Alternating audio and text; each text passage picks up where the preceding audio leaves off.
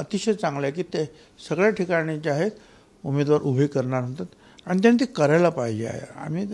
मी स्वतः त्याचं स्वागत करतो की त्यांनी ते करायला पाहिजे. 288 ठिकाणी त्यांचे उमेदवार उभे राहिले पाहिजेत. त्याचा फटका बसेल असं नाही वाटत या सगळ्याची, कारण लोकसभा निवडणुकीत जरी एक नवीन लीडर तयार होईल, एक नवीन नेता देशपातळीवर तयार होईल ना. एवढे 288 मतदारसंघामध्ये उभे राहायचं म्हणजे, आणि त्यांना शुभेच्छा माझ्या ना.